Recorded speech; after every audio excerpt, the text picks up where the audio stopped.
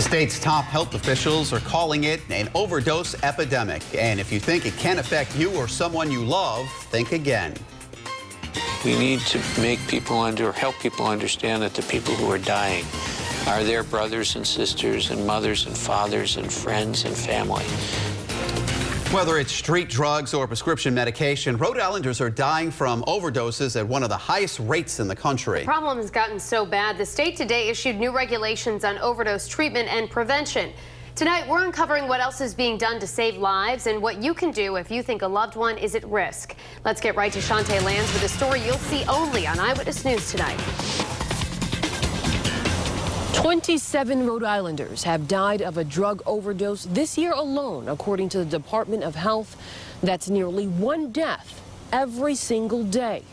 Now, survivors and the state's top doctor tell me it's up to all of us to make it stop.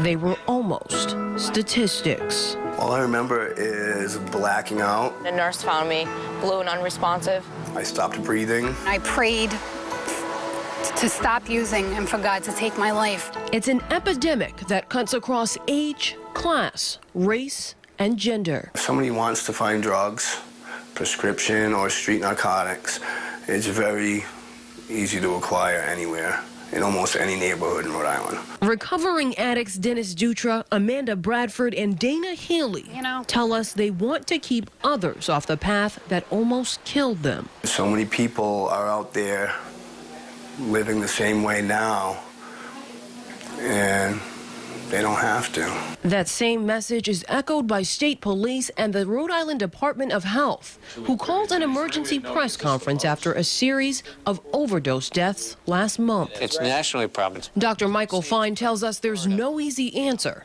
He says the overdoses involved victims of all ages, using many different drugs spread across 13 communities in the state. This is not something that we know the cause of. There are probably many causes. We know that we have a tough economy. We know we have relatively easy access to what's illicit. So instead, health officials have issued a warning to family and friends of anyone with addiction problems to get involved and urge them to seek treatment. You know, you can't wait for them to fix it themselves. Along with intervention, Dr. Fine says the Department of Health's new statewide prescription drug monitoring program, giving pharmacists the ability to track repeat drug abusers, will help. The department also wants Rhode Islanders to be aware of Narcan, an over-the-counter drug that could help reverse an opiate overdose. It's sprayed into the nose of a victim, and health officials say it can buy valuable time until an ambulance arrives. Using Narcan kits is something Dennis Dutra swears by. And if more people had these kits, I think the death rate would drop. State police want you to be aware of a Good Samaritan law that passed back in 2012. It protects you from minor drug violations if you call 911 when someone is having an overdose. Their message, make the call, because it could save a life. I'm Shantae Lands, Eyewitness News.